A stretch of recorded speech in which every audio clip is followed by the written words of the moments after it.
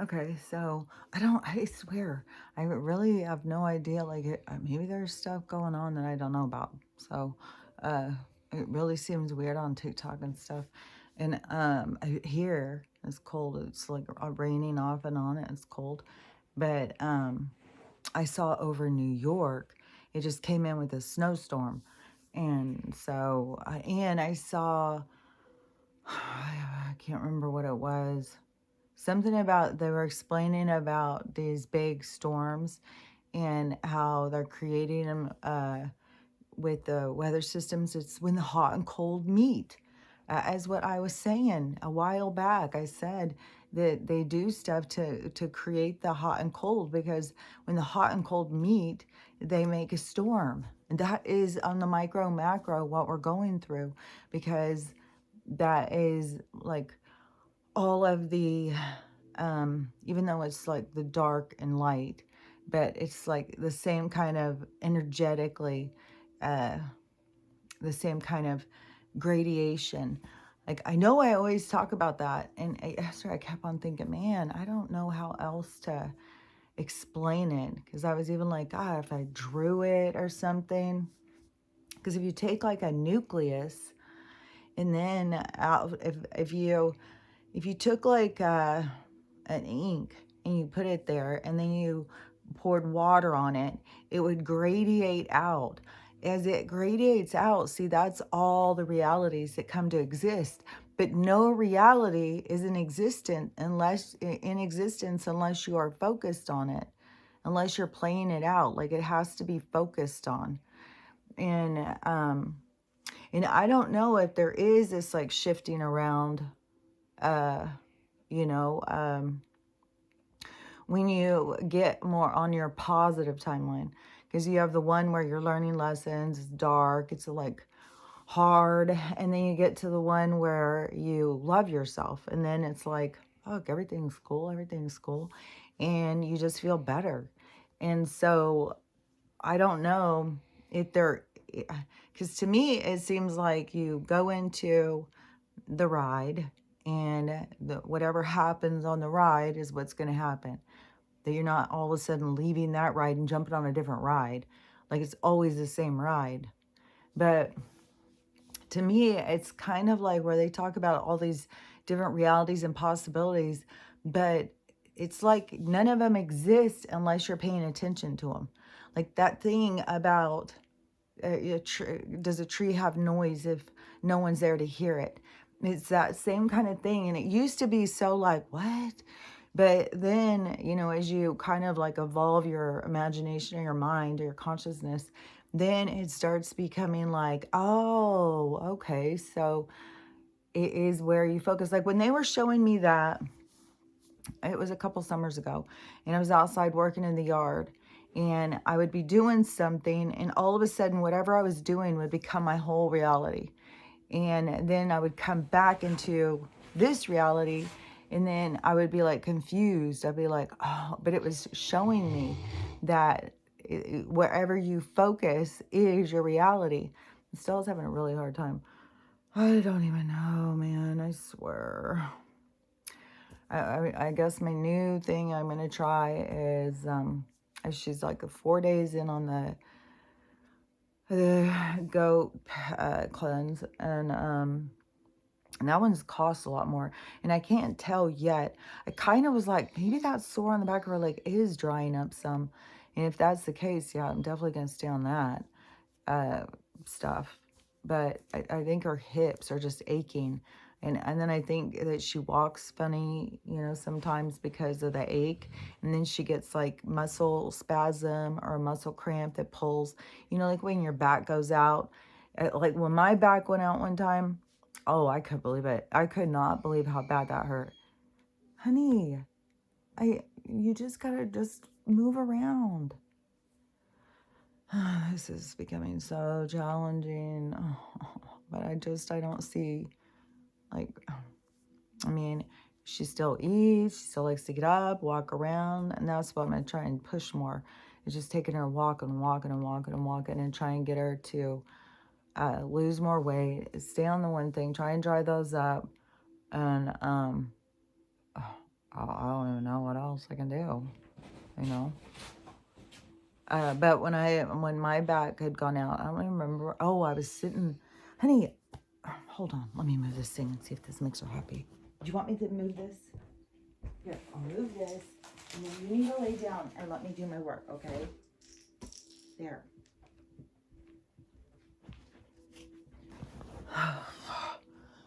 So, I bought this expensive thing from Pets, I don't know. It was some vibration thing that was supposed to be high frequency, so you could lay on it, and it was supposed to help her hips, but she hates it. So I don't even thought it was gonna make her happy. Anyways, I moved it off of her bed. Okay, why don't you just lay right here? I'll rub your head. Like, it makes her happy too if I'm just touching her. If I'm just touching her, then she seems fine. Like, and you know, she can sleep during the night. I mean, she'll wake up, but a lot of times it is, I'll wake up. I've been noticing this. I'll wake up and it's just like, oh God, don't move or she's gonna wake up. Don't open your eyes. Don't open your eyes. She's gonna look as soon as you open your eyes. And you know, it's like we're connected immediately. As soon as she can be snoring and I can be laying there and be like, okay, I just know as soon as I open my eyes, she's gonna wake up. She can sense it. She can feel it. And every time. And so then immediately she starts in with whining or wanting this or wanting that. Go outside, come inside, move it. It's like, oh my God. So I just don't know. It's really got me at my wit's end. I was having somebody whine all the time. It's like, but I don't feel like that is what I'm supposed to do. Put her to death for whining. It's like, there's got to be something else. And she still has all that other stuff that she's still happy, you know, to eat and go and walk and play and stuff. She just is, I don't know, she's just got lots of pain. She's always had lots of pain. You know, that's one thing is when she does go, I'm not going to, I mean, I'm going to feel super, super bad. I'm going to feel super, super sad. But I've got to really get it in my mind, like, it's her release out of this broken body. Like, she completed what she came to learn from it. And I've just got to be like, I am thankful for all the time I do have with her. And it is frustrating when so much of it is spent, like, you know, whining and just frustration. And it's like, oh, damn. Yeah, I just want, I don't know. It just seems like when things change, like, it's going to improve the health. But maybe, like, there's going to be a whole bunch of animals that are going to all go. And, you know, I was thinking about, what was it? We were out walking earlier. I was thinking about, you know, the problems that we've created with all these dogs. And I was seeing, like, I think I had seen a woman went out to her little homestead and her cow had had a calf. And it was unexpected, apparently. They didn't know it was pregnant or something. And so she was so surprised, but she was over there talking to it and talking to the little calf. And the calf's like just got born. It just stands up and starts walking and stuff. And the mom was making all these noises, but trusts the woman. So she understood the communication that was going on and stuff.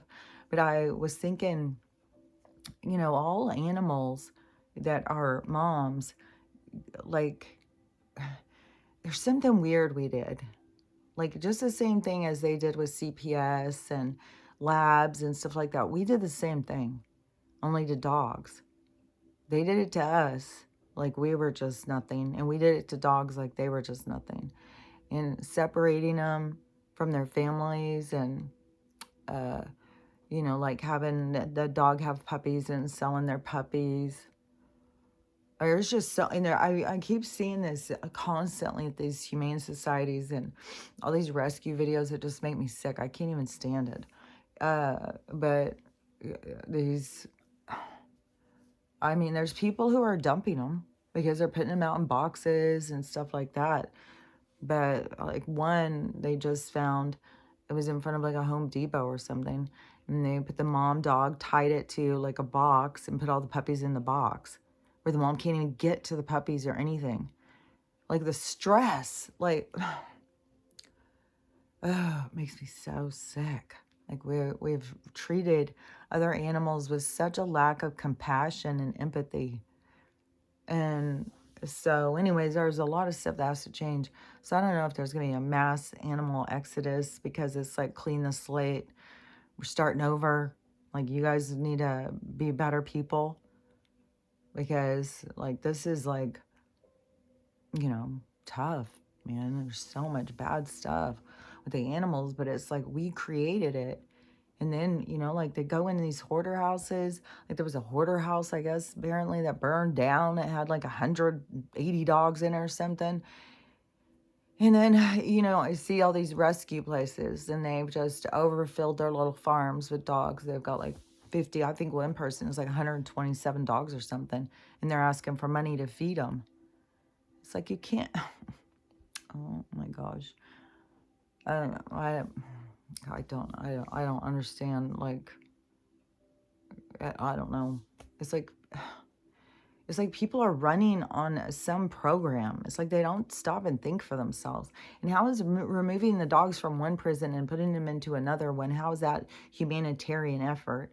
And then it's just locking them up to their death anyways. And then we're outraged that they all got killed in a fucking fire. It's like, well, and then how is that okay for these people to have them in their houses? Well, they keep so many of these people keep them all crated up.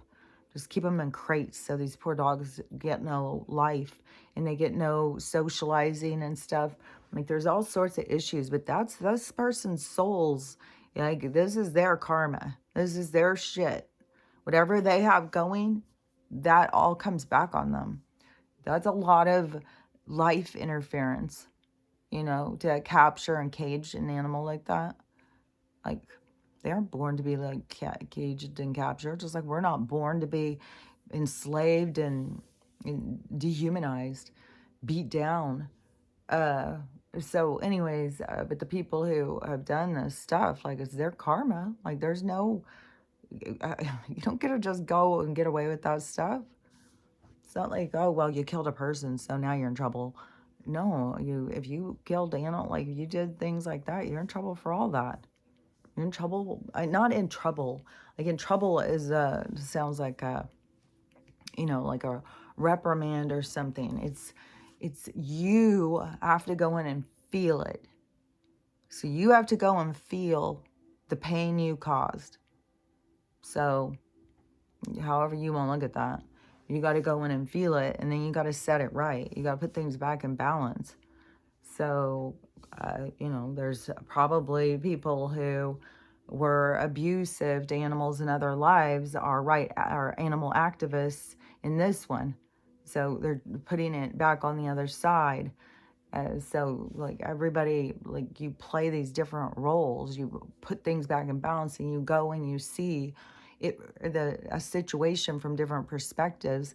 And it's kind of like you're the game piece, like the game piece gets to play its own game and that it is like its own challenger. You know what, another thing that I was thinking too is I think a part of the game, a part of the challenges on some levels, which I think it's like on a lot of levels, is the dark energy interfering and talking and fucking talking shit all goddamn time.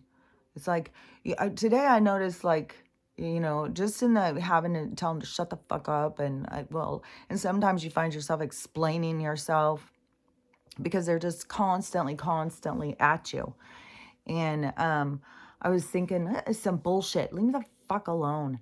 And then I was like, oh, see, this is what they do is it's kind of like exhaust you.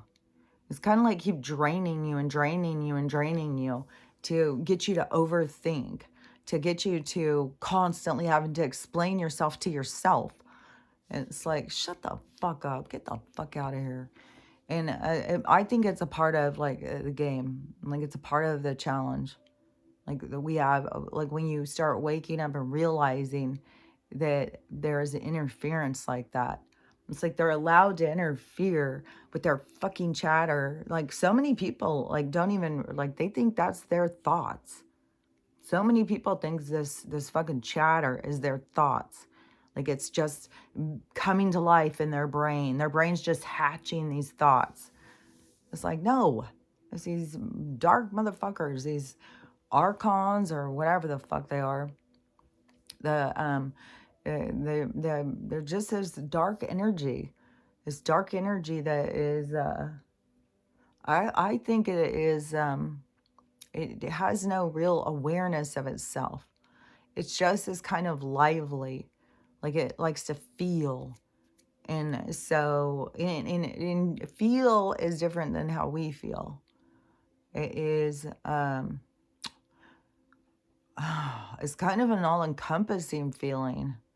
So it's kind of like orgasmic to them. It's kind of like that all body kind of feeling. So they get like a total charge, like an energetic charge from our reactions and stuff like that. So, and see, they can, uh, just like as the parasites can interfere, which this is so disgusting, is like people, well, everybody's gonna keep doing it until they stop themselves. Like, I mean, I'm shocked all the time when I keep seeing people are constantly going to Burger King, McDonald's, and all this stuff. And so many people constantly complaining about their burgers and look at this for $7 and you get like this little piece of cardboard, a squirt of ketchup, a little soggy bun, a couple pickles, and they're bitching about like, I can't believe this.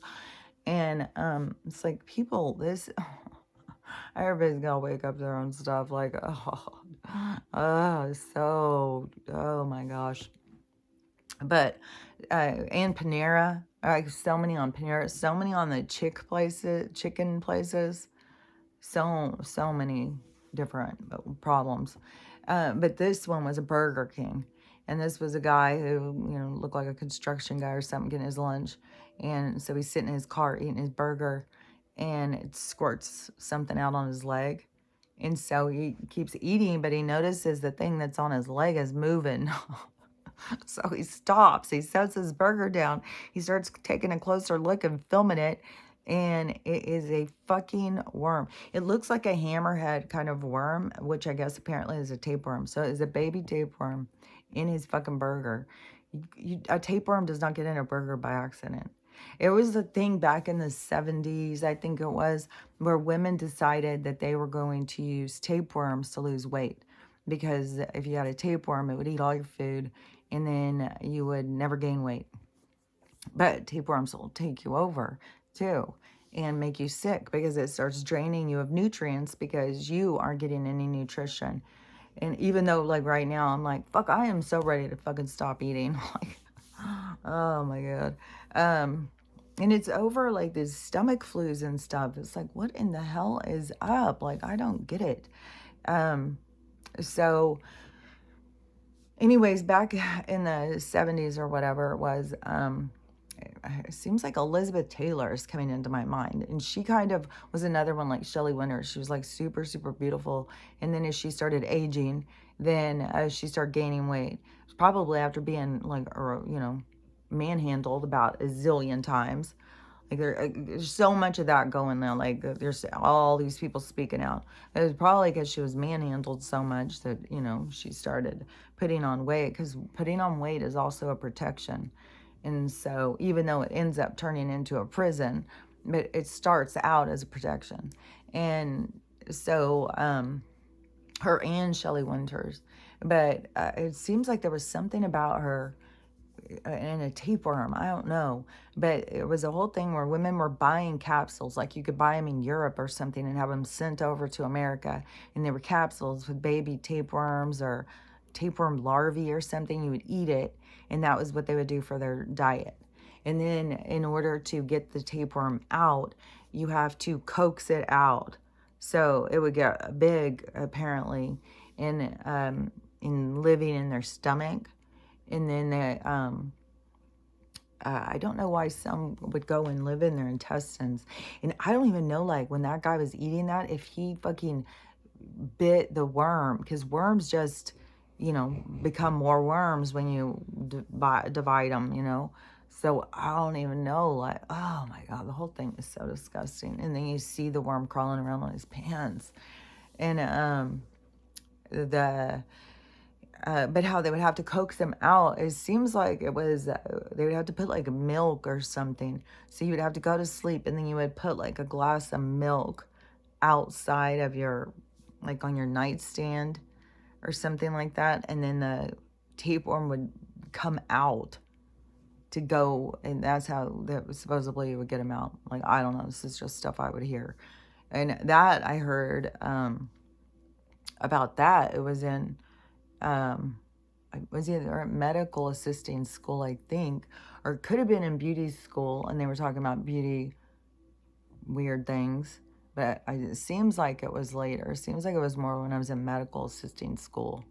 So, and that was another thing that I got made fun of so bad. I felt so humiliated by that for so long that I couldn't pick a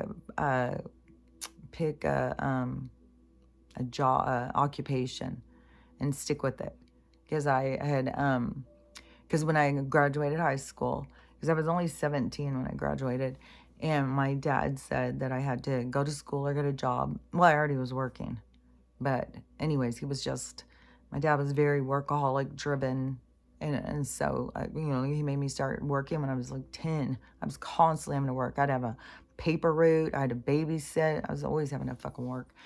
And then even when I got a little bit older, they made me get a special driver's license so I could run errands, and then made me have a job at his work. That he had this whole business, and it was like a legit business, and people could stand me, and I didn't know what the fuck I was doing. Like, it was, I don't know, it was a whole thing. But anyway, so he told me I had to get a job, and then or go to school. And I had done horrible in school, like I have talked about before. Like, I would go in class and they would start talking, and it would just put me into a different like meditation or something, and I would just zone out and I'd be gone. And then the bell would ring and I would come back to class, and then I would be like, oh my God, what happened? And people would always just be like, oh my God, you're so the things I would get called, so flaky, or so, like, you're just so out there. There was a certain word that you would get called, spacey, all sorts of stuff like that. It was always just stuff that was just ridicule you, like, there's something wrong with you, there's something wrong with you. Like, it was like that, I think for most of us, we had that message coming at us throughout our lives. There's something wrong with you. There's something wrong with you. But that was a thing. So then when I wanted to be a psychologist. I wanted to help kids. I wanted to be a counselor for kids, because what I had gone through as a kid, I didn't want kids to have to go through that. And so I wanted to help kids. And then, and I would try and tell people, and nobody does anything. Nobody helps you. Nobody listens. Or, you just look like a weirdo. And so, it's like people can't pull you out of your life journey. Like, you're kind of stuck there. And so you gotta go through it. And so, but I wanted to help kids. And so I wanted to be a psychologist. And so I went down to the college to go and check. And it seems like it was kind of close to my house. I think it was a junior college. And I went down there to see, like, what I would have to do to become a psychologist. And it was like 9 more years of school, and like all sorts of classes and stuff to try and help. I should have been able to just be a peer counselor, somebody, kind of like what they do in like AA. Like, it's used a lot. Even the place where my daughter works is like, they have social workers and stuff, but then they have peers, because peers help so much, because people can relate to them. You know, it's one thing when a counselor has not had any experience is talking to you. It's another thing when somebody who's gone through the experience is talking to you and they tell you how they got through it.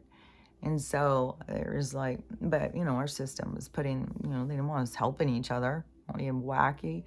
So, and I didn't know. I was just like, fuck, I'm not a good student. How the hell am I going to do 9 more years of school? Hell no. I can't do that. And so I think I was bitching about it to somebody. Like, I don't know what the hell I'm going to do. My dad says I got to get a job or go to school, and I don't know what to go to school for. And a friend said she was going to hair school. And she said, it's only a year, and then you have a job. And, you know, come with me and we can go together. And so I went and signed up and I decided to go to hair school. It wasn't the right thing for me. I did not have the confidence. Like, people, when they come in to get their hair fixed, they want you to make them look like that picture. They want to look different. They want to feel different. And people don't know how to explain exactly what they want. They explain it different, and then you do what they explain, and that's not what they wanted. So it was like, oh my God, I did not have the security for that at all. It was like hard. It was emotionally draining. And so, but I did it for a while. It was fun because, you know, it was a fun kind of lifestyle. You know, it was like artsy. It had gotten really like artsy in the 80s. And so anyways, we had gone to do that. And it was even fun when I went in. I remember her because I think I probably had hair that was like, for a long time, my hair was just like not very long. And I think a lot of times it was kind of just like a shag. And she had really, really long hair. And she had this color treated, and she would always do these curls. Her name was Donna. And she had the most crazy hair. It was past her butt. And she would curl it, make it go like, not ringlets, but kind of like that. And her hair was kind of brown, but it was kind of bleached on the ends. So it was kind of like what they ended up doing, like they do it now. People go get it paid to get it done, but her hair was like that. And anyways, her hair was really pretty. And she didn't go into hair school and cut it off. Mine was gone. I had no hair for a long time. It was just constantly, try this. And I had some short, wacky hairstyles. And so anyways, but, you know, and I was hanging out with all these gay people. I was just like, whoa, like I was, I think my mom had decided I must be gay.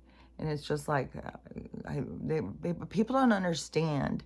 If you're somebody who doesn't believe that, I just believe so differently about souls and your body and what you're doing in it and what you're there to experience. And I believe in love over the body. Like, if you fall in love with somebody, it's about the love. The body, the same, is not supposed to be standing in your way. It's supposed to be about the souls. You're supposed to be falling in love with the soul. I know so many people, like, they just get so caught up in the bodies and falling in love with the bodies. And that is such a fucking, to me, that's such a motherfucking clusterfuck. I swear to God. And it's really been chopping my ass lately. And I don't want to, like, say too much, but it's, like, heavy on my heart, kind of, is, you know, when people, for people to think, like, you know, because you both like Pontiacs, that's enough, like, well, you should get married, you know. You both like Girl Scout cookies? Well, God's sakes, you ought to just move in together. It's like, and for some people to think like it's, you know, it's nothing, like, you know, you live near each other, so therefore must be a match. It's like, no. And then it bothers me too, is like, you don't even know me. And to think like that there's some sort of a match there, like, you don't even know, like, literally, you do not know me because you have seen me walk around, that means something.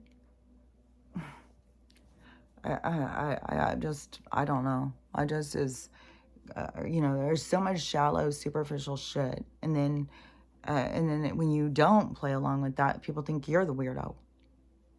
It's like, no, I think that is fucking weird.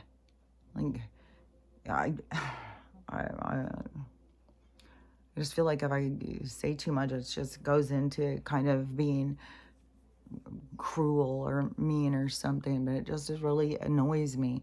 It annoys me even for somebody to constantly be trying to just push themselves on you, but never even ask you anything about yourself or whatever I don't know. There's something just so weird about it.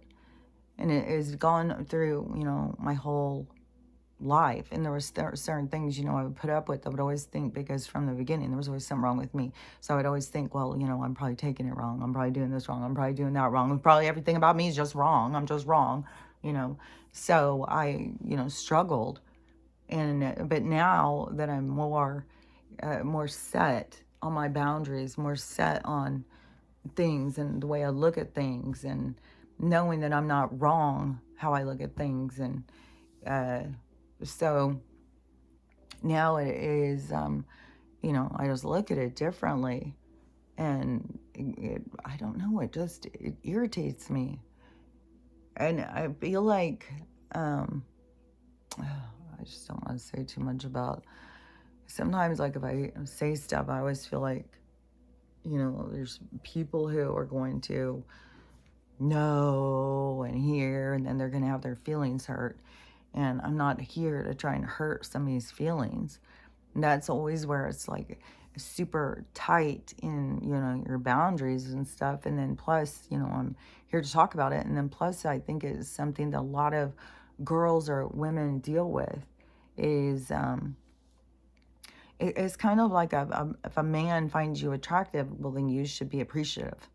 Like, well, if he finds you attractive, then you should just appreciate that and, submit or something.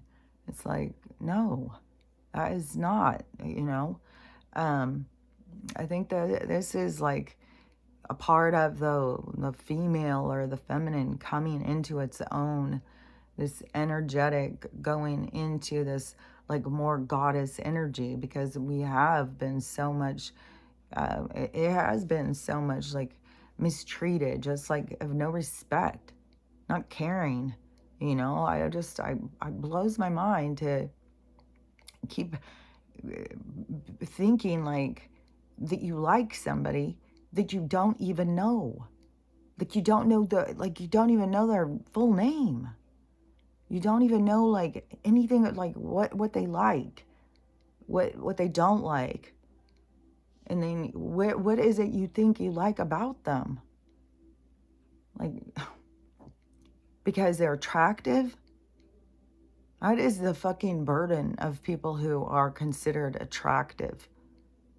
Everybody thinks they like you. And you don't appreciate it, then, you're just obviously a bitch. It's like, no. That is... Just because somebody finds you attractive does not mean shit. Doesn't mean motherfucking shit. And, I fucking have lived through it. I've lived through, because I thought, because somebody thought that I was attractive, that meant that they were going to love me, be dedicated to me. No. So much, a part of, too, this stuff, like what I went through, was I was always thinking that everybody had like this moral compass, this moral connection, this spiritual side of themselves that was connected to caring. And, that I found was not true. It isn't. It's more about, this place is here to learn. And we're all different levels of learning. And there's all sorts of things to learn. I just saw this girl who was having this epiphany. It's something I talk about all the time. But it is, and I keep seeing these people having these epiphanies. That was some of the other ones I was going to talk about. This one was because she said you know, like when you start healing and you're all healed and you've done lots of counseling and you feel really good, and then you start knowing what's wrong with everybody and you start trying to tell them, you know, how they could do better, how they could feel better, how this is toxic, that's toxic, and then they just get mad at you and then they don't want to talk to you and stuff. And she's like, I don't, you know, I'm still trying to learn how to let go of that and not trying to push that onto people. And like she's trying to talk and like, I just don't, you know, get it, you know, anybody who says anything or whatever. So anyways, on my thing I said was like, as a spiritual person, is now like how I look at it is that the challenges that you feel are your lessons. So it's not supposed to be, you're not here to fix everybody else. It's more, we've got to allow everybody to fix themselves, allow everybody to grow and to experience themselves. Into it's one's own fixing of oneself. And that's the whole thing, is the facing oneself. So it's not like the burden is facing yourself. But but you can't fix others, and you're not meant to. Like I've been talking about, like even when I could see what was going to happen and I try and tell people, it's like, no, you're not meant to do that. You're not meant to stop people. And then when I feel the stress of having to watch somebody do something that I know how it's going to turn out, then that is, you know, part of my challenges as part of my growth. And some of the things too is kind of like, you know, is it just so that I can see?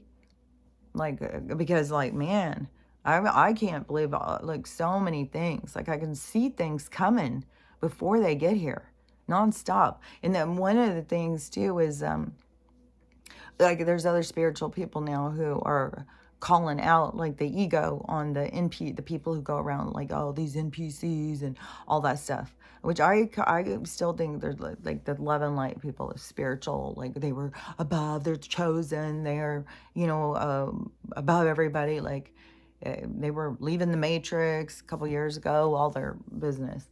And you know, if you're not on your best timeline, you know, it's your fault, you're just a loser.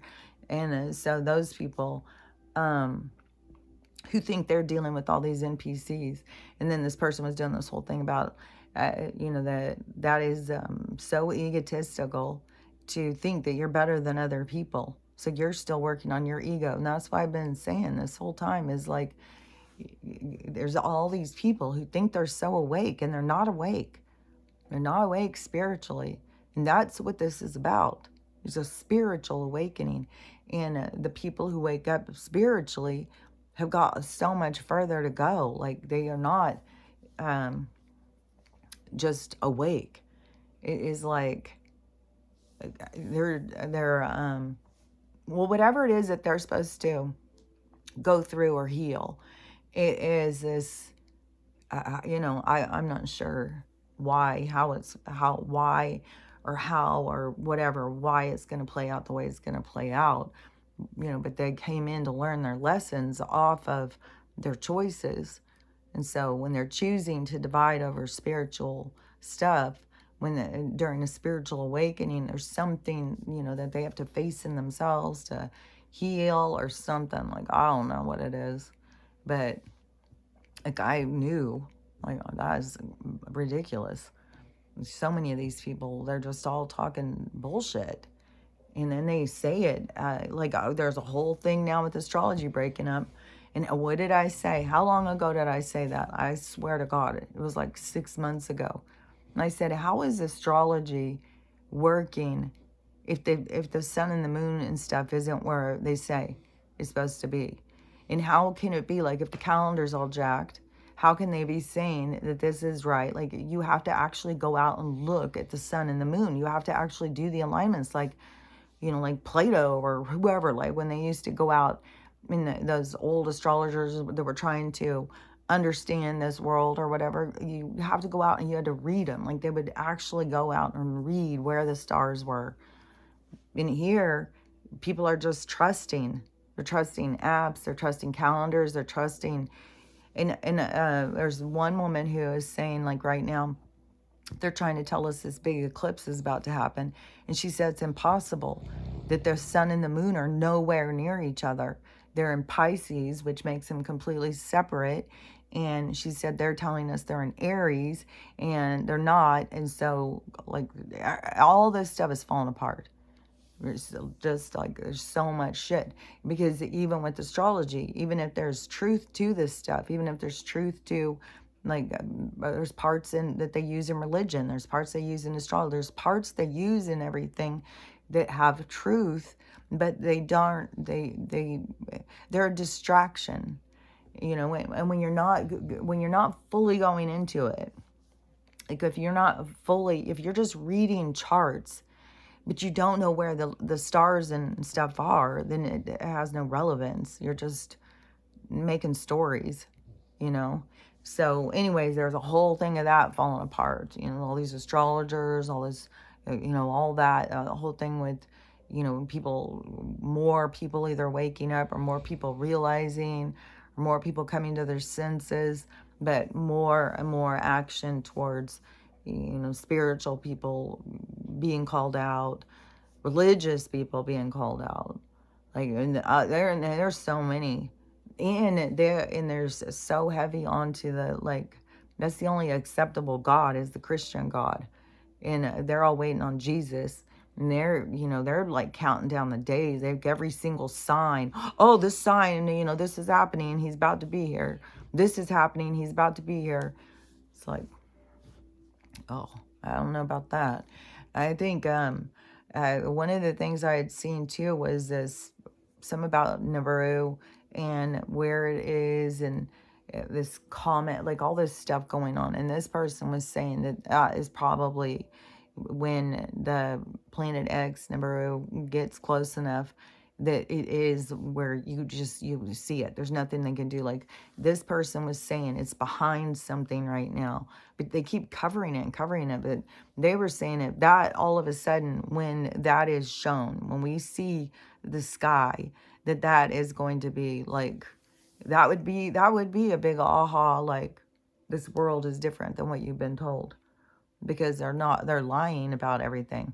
And they're, you know, you'd think that they'd be saying something about this giant ass planet, but especially when it's getting caught in photos and everything, they just continue to pretend like, oh, nothing's going on.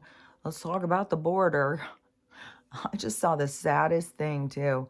It was a young kid, 18-year-old kid, and he was coming across with, I don't know, some smugglers or whatever, and they ran off and left him. And so he was on his own, and he was by himself, and he was out there for 2 days walking. And the immigration truck guys come up and start talking to him, and he was bawling. He was so upset. He was like so scared. He had been out there for days all by himself. I was like, oh my gosh, see what these people go through. And he had left because the cartel was threatening. See, that's what they do. They get bullied. They get, it's like they use, it's like the world's run by gangsters. So they use gangster techniques. When they want something to go down, you know, they bully, they're mean, they push in a direction. So if they want, you know, a bunch of people to leave a certain place, then they get all these, you know, bad people to go in and push people so that there's crime and stuff. So everybody's running, which, you know, right now, like there's all this crime going on in the cities and stuff. And it should be, you know, getting those people to be pushed and be like, well, I got to get somewhere more safe. This is getting way too dangerous. And it seems like it's just getting, God. Like I said, I saw, like, I don't, to me, it seems like so obvious on some of this stuff. Like it seems like as soon as I see it, I can just see it. I see so much more. And so I'm always like, it seems like everybody should be seeing this stuff, but it must be just a part of, you know, awareness. It all has to do with where you focus your energy, where you focus your time and space. It's like, what are you thinking about? Who are you thinking about? Where are you thinking about it at? What are you doing while you're thinking about it? It's like all of your stuff, you got to start recognizing is you're focusing your energy on something.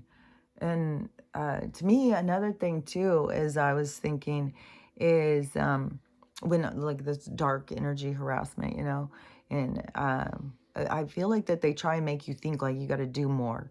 You got to do extra. You got to do this. You got to do that.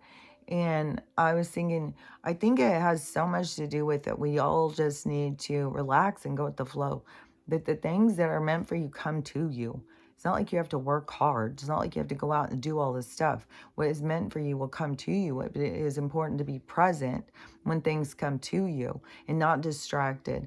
And so many people live in distraction, not just a media distraction, but although it is a media distraction because they get caught up in somebody else's life, somebody else's dreams, somebody else's what this other person has, and then they start wanting it, the desire. It takes them out of the focus of healing them own selves and focusing on possibilities like how they could probably feel better. They wouldn't even have any problems if they just had that, or just had that person, or just had that lifestyle, or whatever. People get all caught up in thinking that that's the answers instead of going in and working on themselves to find the truth.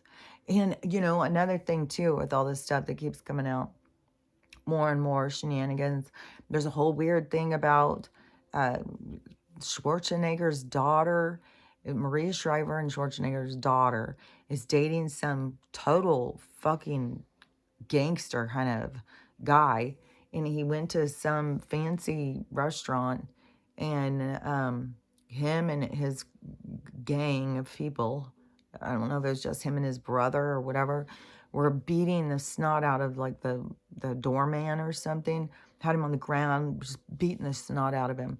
And this woman jumps up and tries to stop them, tries to jump up. They fucking punch her, knock her out, get her on the ground, hold her head in between their legs, pounding her. And one of their friends thought that they had killed her. They jump up, he fucking punches her. This guy has been under the protection of these people, the Schwarzeneggers or whatever. So he doesn't have to pay out any money for this assault that he's done. So there's a whole weird thing.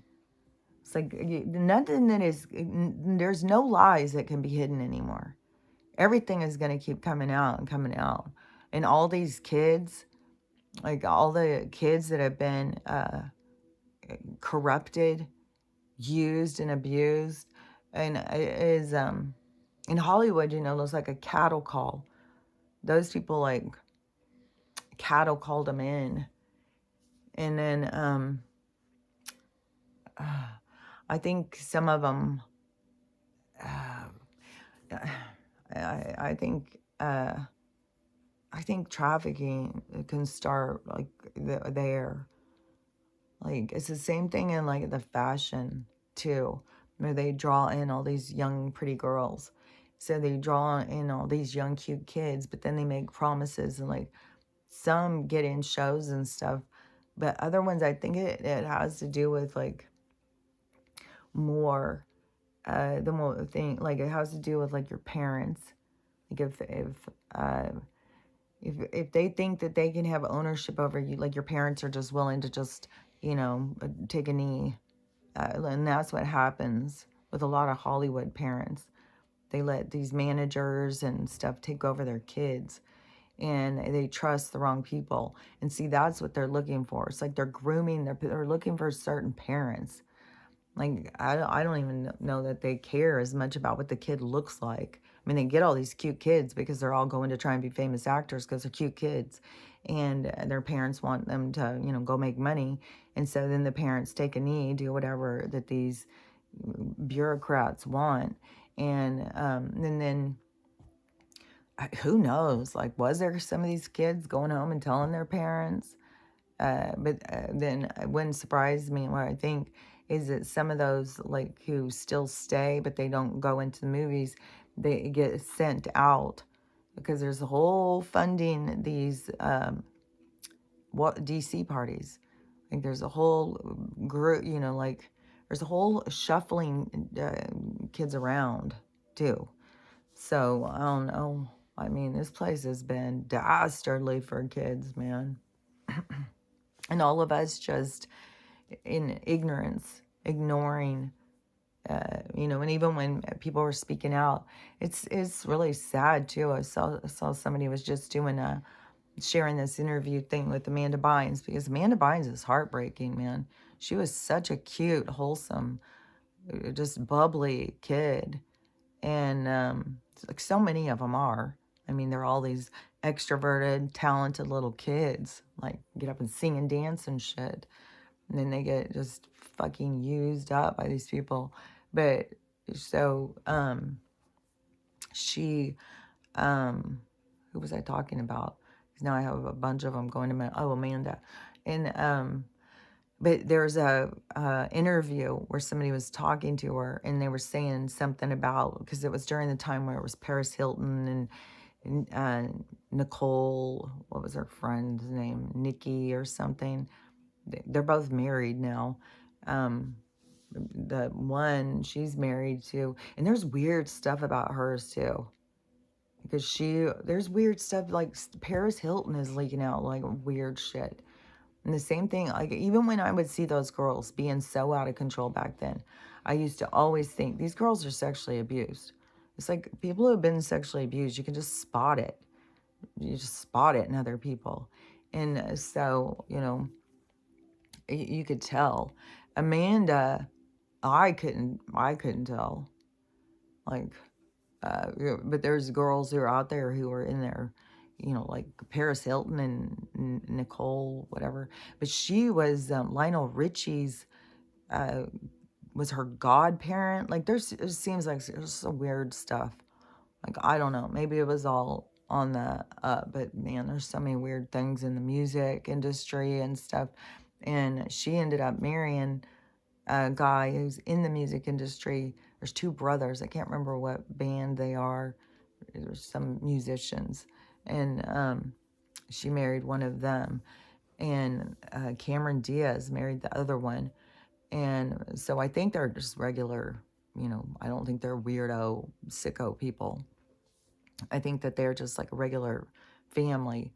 They're not all up in the business and stuff. But I think that those girls have gone through some stuff. But when they were going out and they were going and being real skanky, and Lindsay Lohan and stuff, and all those girls that were being seen with no underwear on and short dresses and stuff, that in this interview they'd said something to Amanda, and she's just like, well, I think that there's plenty of those girls out there. I just really want to be a good role model for kids and all that stuff. Like, she was just super wholesome.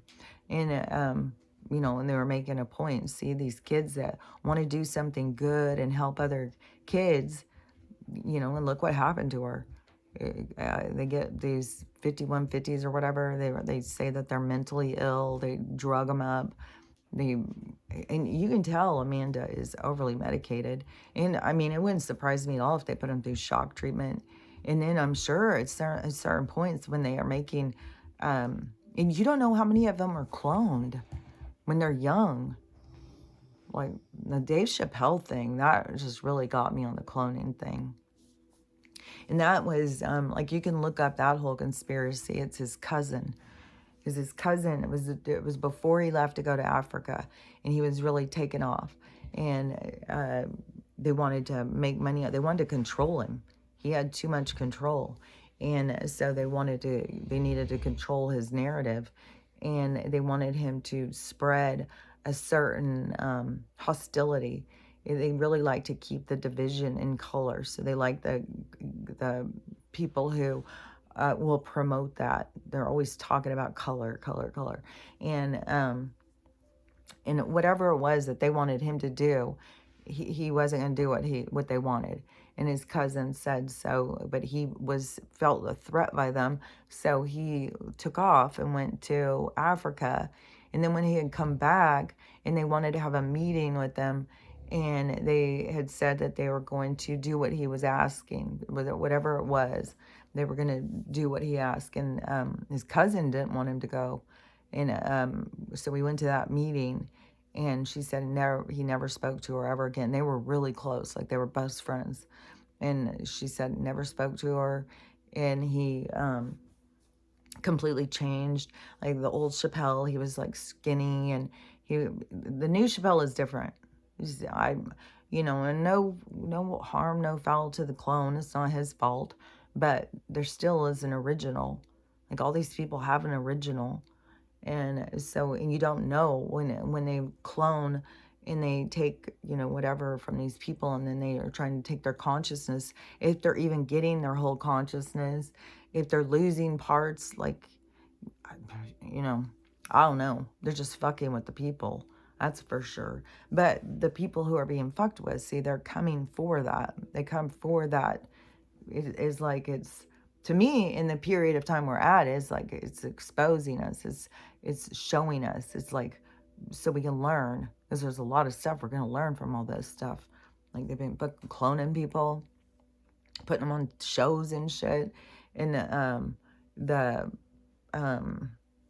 but Amanda, like if they took her and cloned her, and then they took her and do electro shock treatments, and then there's no telling too, with all these chemicals, it's a total chemical assault on people's minds. And I don't know, it's the whole thing. And you know, with all these different girls too, because just look at Lindsay Lohan. Like, she had started out just the cutest, sweetest little bubbly girl too, because she was also popular when my girls were young. And those are the kinds of movies we would watch, as these like little girl happy movies, princess, you know, I don't know, movies that those girls did. And it's just sad, like Parent Trap, and just one of the, what was the one, just one of the guys, that was such a cute one, because she wanted to play soccer, and my daughter was a soccer player, and she wanted, and Amanda Bynes wanted to play soccer, and so she had to pretend to be a boy in order to be on the soccer team. And it's just, it was a cute movie. And we used to watch it all the time. I just thought it was like some of those girls that were just like, seemed like such cool kids, such good role models. And then it just went so dark. They all started being like, getting locked up. They were all on drugs. They were all out just, you know, being seen with no underwear on and their dresses up. There was all sorts of stuff going on. And it was like, oh my gosh, this, to me, like, I didn't feel judgmental towards them. I knew that there was some kind of abuse. I knew that there was something going on. Like, it just, it's the only thing that made sense. The way that what they were doing and acting and stuff, it's just all typical sexually abused people. So everything that they were doing was showing. But some of them, you know, you don't even know who all is doing it. Like, fuck. Some of them just get passed around and stuff. And another one too, because all these videos are going around, Macaulay Culkin. Like, man, he looks so like, you know, one way, bright, shiny, smiley, and then just got more dark, more used, more. He looks dark and disturbed now. I think, you know, he might be trying to come back out of it, but I think, you know, I think Hollywood has its own doctors too. You know, the doctors that work for these Z people or whatever. And so they can get them to, you know, give all sorts of these kinds of drugs and stuff to these kids and keep them all, I don't know, because at some point it's too much drugs, and they fall apart and go crazy. It's like, fuck, all those, oh man, our society has got so much darkness. It's just the fact of the parents like taking a knee and allowing this stuff to go on with their kids, to not notice that there's something wrong with their kids. Like, all these different things that people have to see is how our society prioritized money all the time. Like, you can do whatever you want to me as long as you pay me for it. I mean, we're still in that part of society. That's still a part of, like, a lot of girls think, like, you know, do whatever you want to me, just give me some money for it. It's like so degrading. It's like, what how does money have that much power over you? I don't even see like, because to me, I'm at this point of like, we don't even need money. Like, money is like something they created to get us to buy their shit. And we don't even need, like, you just stop needing their shit. And, but I mean, we still have money going. I mean, I'm still getting money, obviously. I just sent all that money over to the plastic surgeon and stuff. And, buy dresses. But I'm saying that, I'm not going to go out and hurt somebody for money. I'm not going to go out and degrade myself for it. The money I have, I'm going to buy the things that I want or put it towards whatever I think, needs to be put towards, as long as money is still being in circulation in our world. But I think it's, coming to an end. It really seems like what they're going to do is it's going to come in to segments. Okay, it seems like it's going to be the crash. Like, they're building up this whole thing about the housing crash, the housing market crash. There's the whole thing. So it seems like they're going to crash that. Like, that is going to go. Like, however dramatic it's going to happen, something's going to happen. It's going to start crashing all of the housing market where they, have these houses, like where people bought houses for like $750,000, but the house is really worth $110,000 in an inflated society, because really the house is worth like $15,000.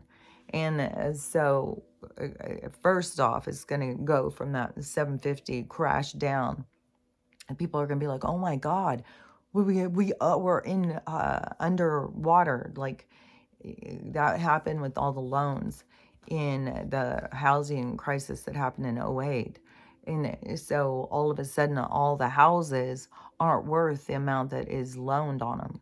So that's when they're going to start calling in loans and stuff. Like, this can get real dramatic, however they're going to play this out. But so the housing will crash, and then the houses will be worth nothing, and there'll be all these people who got these big ass loans, and now their house isn't worth what they owe on it. And so that's going to be like a part of the takedown of the banks and stuff. So that will be a part of what plays out. But it seems like, so they're going to have this big drama that's going to happen with the housing. And at the same time, there's a lot going on with the XRP and the Bitcoin and stuff. So, and that's what we're going into is quantum is, I think it's XRP. But it's this blockchain. It's a different kind of way of money, but it is going to be based on true solid metals. So you can't just buy points. You have to buy shares of 200 ounces of metal, of gold or silver or whatever. So anyways, it's more like that. So there's actually something there. It's not just in there. This system is supposed to relieve us of what has gone on with them just printing out more money all the time and it not having any basis. So anyways, all of their stuff was also corrupt. But so I think that the crashing that, but keep your eye on what's going on with the XRPs and the Bitcoins and stuff, because that seems to be a lot of talking going on there. But on the housing thing, so they'll crash it. All the houses will be worth nothing. It's going to fuck up all these loans. And then that will cause a whole ripple, a whole chaotic thing that'll start hitting into the market, corporation, like it will be a whole thing. I don't know exactly how it'll play out. But in there, that is when all of the retirements will get lost, because the retirements are based on the economy, on the housing. They vested everybody's fucking retirements into the housing because they're fucking shenanigans. And so that will crash down. So then people will be like freaking the fuck out. Their house will be worth nothing. They've lost all their retirement. And all they're going to be able to think about is they need money, money, money. What are we going to do? Like, how are we going to survive? But this is, where everybody's got to crash down and see. Because it's all got to fall out in front of you. It's like you got to let go of it. You got to see the money is all the corruption. It's the evil part of our society that they want to keep you trapped in. And you can see how people are so fucking trapped. Their mind just is constantly. But anyways, so I think, and it seems like it's right on the verge. It seems like it's so close. whatever's going to go on is going to, it'll start and then it'll just keep going. And so, I want to hurry up and pay another payment on my thing. And then, and who knows, maybe it can drag out like another 9 weeks or something, because I went and added it up. I was like, damn it. Oh my God. It's like 8.5 weeks. So still has 8.5 weeks to go. 2.5 weeks to make another payment, and then I'll only have one payment left. And then there's like a 4-week gap, and then make that payment, and then it's like I think it's like 2 weeks until my surgery after that last payment. And so anyways, but April is going to be like kind of drag out. It's going to be like, it is already like, I can't believe how far we are already into March. And there's still people, who are all into the VOTE. And I keep on thinking like, you guys must be kind of disappointed at this point, because there really isn't like a lot going on, is there? Like, how we're usually just flooded with nonstop and somebody selling themselves and what they believe and what they think. I mean, at this point, usually aren't they already to the mudslinging? Just sitting there talking shit about the other one nonstop. So I don't know. It seems like so muted, the whole thing leading into it, and they're all stressed, like, oh my God, if we have to go with another 4 years of this guy, like, no, I doubt that guy wants to do another 4 years. He probably wants to get that mask off. Like, he's probably sick of it too. So, but anyway, so it's all got, it just seems like it's like so close, like we're right on this verge of however it's going to go down. Like, fucking Joe go down. I just know that the money's got to go down under Joe. So they've got to have the money start collapsing. Then Joe will go. And then that's what I think. Like, I don't think, because they're not going to have the money go under anybody else. It's a part of his legacy. It's a part of his destruction. It's a part of the whole thing. So, yeah, the money's going to go down under him. And, you just can see, like, it's building up. Like, I don't know. Either they're pushing more. Like, there's something about them saying, like, because he's old and delusional, that he can't be held accountable for his crimes. But that he can continue staying president, but he's too old and delusional to be held accountable for what he does. But on the other hand, the Donald, who is being held accountable all the time, he's being charged and pulled into court and fined and everything else. And they're saying he's the one who's committing all this stuff. So, all these different things are all to get you to notice, to question things, to pay attention, to start seeing the hypocrisy, to see the incongruency in our society. Because that is what gets you to question, to think, and to start recognizing. And it's the thing that pushes you over the edge. It's the thing that wakes you up. It's the thing that, makes you realize. And one of my daughters, she did message me today and said, I think you're right. I do think that it's going to be crashing. It seems like there's a lot going on. I was like, I'm telling you, this is going to happen. And then this place is mine. I think it already is, but then it's mine outright. And, but this is where it's going to come in challenging for the people who are all renters, because when it crashes, these people who are demanding you to pay for rent for something they're not having to pay for. So there's going to still be like a fight that still has to accrue between not the mortgage people, the rent people, the people who, landlords, the landlords and the renters, because, it's all going to be like different aspects of great greed being played out. So all these different things are still going to be played out, but that'll be a part of like, so everybody who doesn't have, who owns a house, they'll just have a home. They'll just have something that's theirs. It's just outright. And the people who are all in rentals and apartments and stuff, they're going to still be like scrambling around like, You know, how am I supposed to pay? What am I supposed to do? And so there's going to still be that chaos. Because I don't think very many landlords are going to go, oh, well, I don't know anything anymore. So here, just live there for free. Oh, I think it's going to still be like, well, this is my work. This is my living. You can live in my house, but you're going to pay. And so anyways, it'll be a whole bunch of individual kind of arguments and fights. It's going to be, everybody's going to have to stand for their own rights. This is the time. And this is what I told my daughter too, that we're going out of these laws that they have put us into, when we're going into human rights, and it's going to be global. It's going to be like everybody is under human rights. And there's been people who have had their human rights trampled for so long. And so now it's going to be coming into everybody has equal rights, human rights. And so anyways, that is what we're going more into than all these like rules and laws. But all the rules and laws that just keep coming up and coming up and coming up, and the reason why they become more absurd and more controlling and more ridiculous, it is to wake us up, to get us to see, to get us to be like, well, that's some fucking bullshit. I'm not doing that. No fucking way. That is what it's for. Everything is to just get people to be like, hell no, hell no. And that's why it's so outrageous, it's so absurd, it's over the top. It's all to create a response inside the person, to trigger them awake, to know like their own rights. So many people don't even believe, don't even understand that they have human rights. So many people don't even understand and believe that you're a soul here having an experience.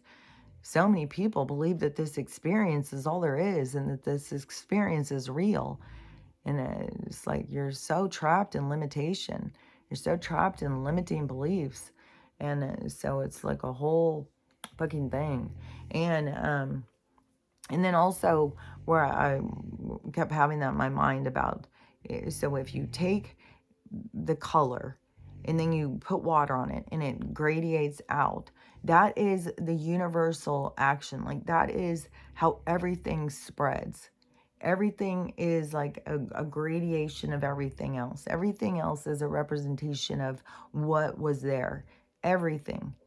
And like I get these visuals and stuff, but it's like when you try and explain it, like, 'cause you can see the visual and you can understand, but then you try and use words and explain it, it's like that does not give it the same effect of like what it is. But it's like I can only explain it with those words. It's like everything is like this representation of everything else. Everything is a gradation of a melting off of everything else. Everything is connected. Everything is a part of everything. So anyways, all I know about the whole thing is that you got to learn how to love yourself, to love everyone, and have a loving day. And I'll talk to you later.